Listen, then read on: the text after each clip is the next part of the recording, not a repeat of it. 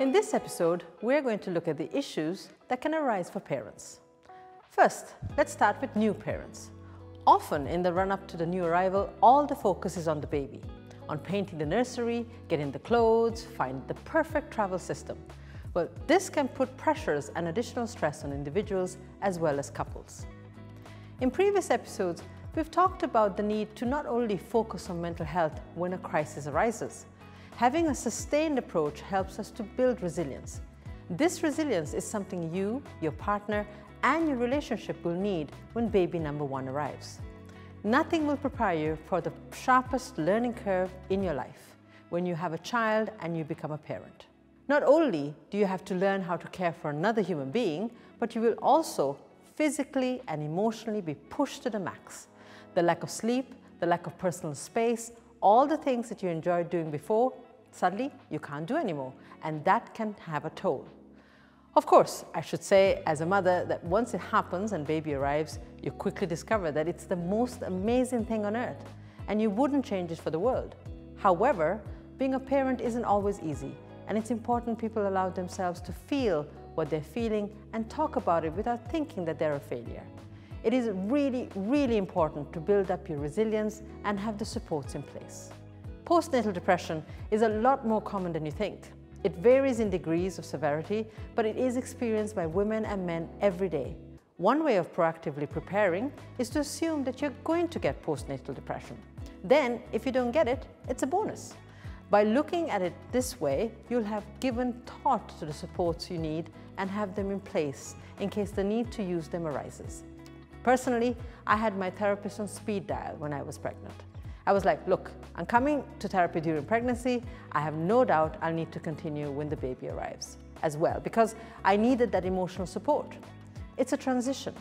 We talk about moving house, changing job, coming out of a relationship being the most stressful events in life. But having a baby is a much greater transition. Becoming a parent is a huge, complicated life transition that alters the person you once were. The process even has its own name, matrescence. Often mothers feel guilty to complain about how tired they are, how they feel their body is no longer their own since the baby has arrived, or how awkward they feel in the early days about how to care for their baby because this was something they wanted. However, even if it was a planned pregnancy, a new parent is bound to feel exhausted and may also grieve for the life they had before they became a parent.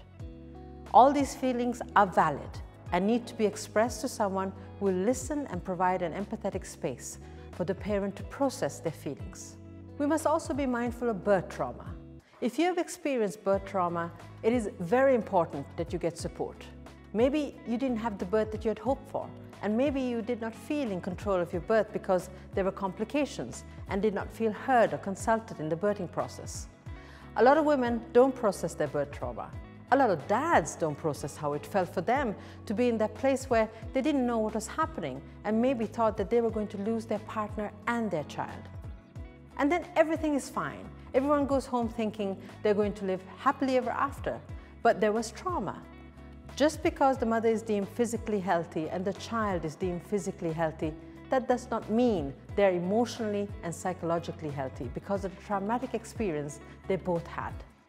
Birth trauma needs space to be processed with the help of an experienced therapist so that as a parent, you can heal from the traumatic experience, bond with your child, and resume your parenting journey. And of course, we don't want to neglect parents of older children. Issues and anxieties can arise at any stage of parenting, but for all parents, my advice is that if you can get yourself in a good mental health place, you'll be a better parent because it will inform the way you respond to your child. All parents have been there when you are thinking that there is literally no more fuel in the tank. It's hard to parent if we don't look after ourselves.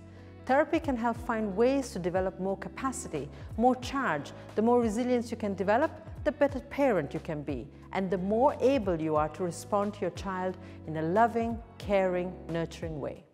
As a bonus, if you take the time for self-care and charge up, you're modeling great habits for your children. If they see you prioritizing your mental health, then they will too. This lays the foundation for your children to live a fuller, balanced, and more authentic life. Ultimately, isn't this what all parents want for their children?